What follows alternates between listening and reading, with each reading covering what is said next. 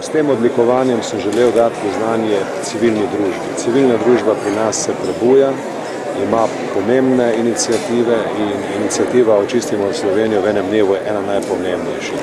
S tem odlikovanjem sem želel podpreti ta razvoj in pomagati, da bo tudi naprej postal tako odločilen.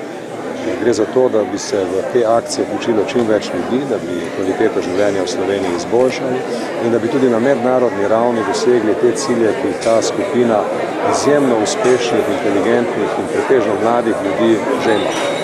Ali ste kaj pogledali na uspeh te akcije tudi z tega vidika, da je to morda tudi sramota za državne organe, ker 3 nadebudnim ekologom je uspelo tisto, kar v več letih ni uspelo inšpekcijskim službam, zakonodajnemu organu in vsem pristojnim za to, ki bi morali skrbeti za to, da ne bi bilo smeti po Sloveniji?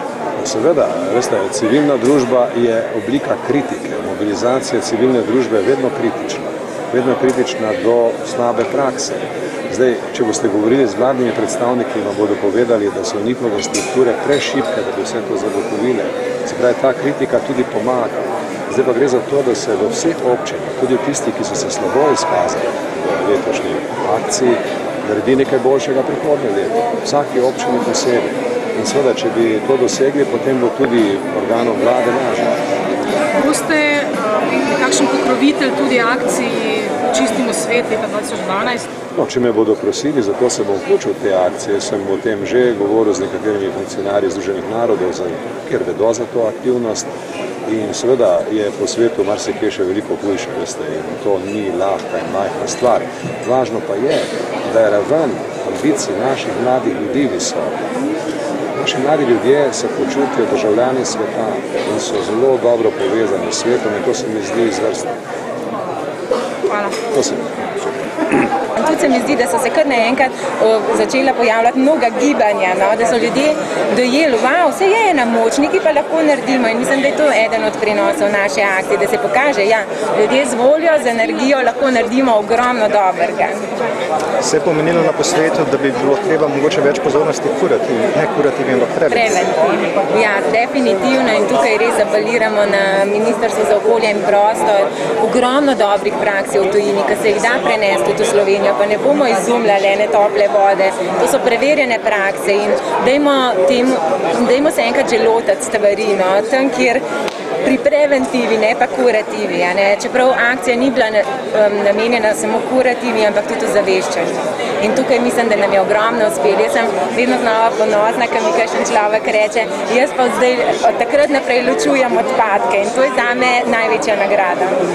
Mogoče bi bilo dobro združiti vaš register divjih odlagališč, pa kot smo slišali na posvetu, so na popisovanju delali že ribiči, gozdarji, lovci. Ja, definitivno. Tudi že zdaj smo se na nje obrnili, ampak nekako, recimo z jamarji smo že združili, njihov register našim, tudi z mnogimi občinami. To se pravi, delali smo na tem, da bi se čim bolj združili, s tem, da recimo ribiči, ki ga delajo, oni delajo tudi te onesnaževalce, to se pravi, kako se vi pregledujete, čisto na drugače, ne samo divja odlagališča, ampak tudi do teh podatkov želimo priti in vse skupaj. Ta register je namenjen vsem nam, da se bomo zavedali, kje so potencialne nevarnosti za našo pišno vodo. Mogoče bi bila dobra tudi kakšna podpora, kot naprimer pri estonski vladi? Ja, definitivno. Človek ne more vedno delovati kot prostovoljc. Mi smo se v 8 mesecih dela dokaj izčrpali, ampak sej obstajajo projekti, novi projekti, ki če so dobri, jaz verjamem, da naletijo tudi na tako pozitivno podporo tudi na finančne.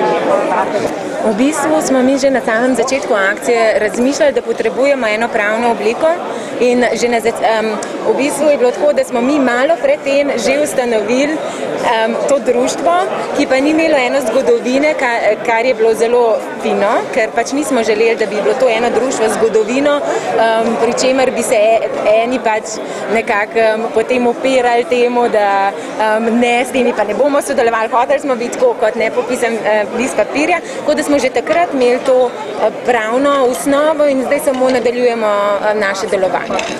In kako planirate naprej? Bo to društvo preraslo v kaj večjega, kakšen je plan?